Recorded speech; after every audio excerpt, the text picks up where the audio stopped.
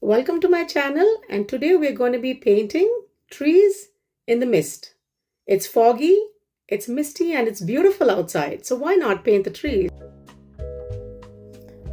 I have laid a nice film of water, and I added some of the green paints over it to create a very misty effect of the skies and the trees to give that blurred effect. So when there is mist and fog, almost everything is merged, which is not going to be very well defined. And that's the effect that I'm trying to achieve in this painting. I have waited for a few minutes for the paints to dry and picked up more of the same or the similar color in a little darker value and applied it over the painting. As you can see, my strokes are very deliberate, moving from the left side to the right side in a horizontal manner to create the landforms. And as you can see, I'm also going to be adding a little bit of water again to create that river that's flowing through the scene that we are painting, that creates a sense of an invitation, like where your eyes are being drawn into the painting because of that.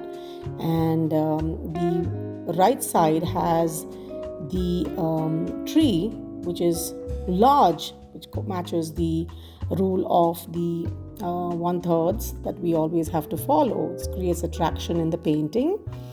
I have been very careful to add the paint in small additions, as you can see.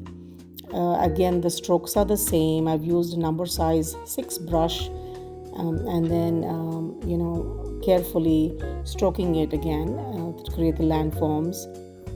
I've also created a little interest by adding some of the yellow on the right side.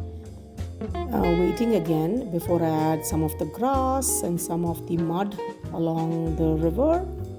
And it's a beautiful painting. I've used hooker's green, sap green, cobalt green, and Payne's gray to create the highlights in the trees.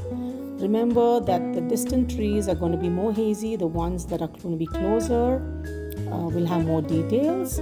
Don't really fuss on getting everything right at the beginning, and then wait, and then you will be able to recognize that the painting needs something somewhere, or something doesn't really have to be highlighted to an extent that everything is monging for attention. So once the paints are dry, we come back and add more value, and we are going to be using this very simple wash. Again, it's this left to right technique, and laying those paints, creating those values. At no point you want to uniform any color, because in nature we have different hues and different colors, different values. That's what creates the details and the interest in a painting. And if you can see, I am adding the details again over here, the grass along the edge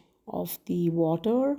My strokes are definitely a little more different this time, trying not to uniform the paints that have dried beneath the second layers, because we want all those to show through. I've used an old shopping card that I had, and just scraping out the excess for the trees. That creates some kind of a branch, random branches in the tree, rather than you actually applying the paint. So I hope you enjoy this painting as much as I have enjoyed showing this to you, and happy painting.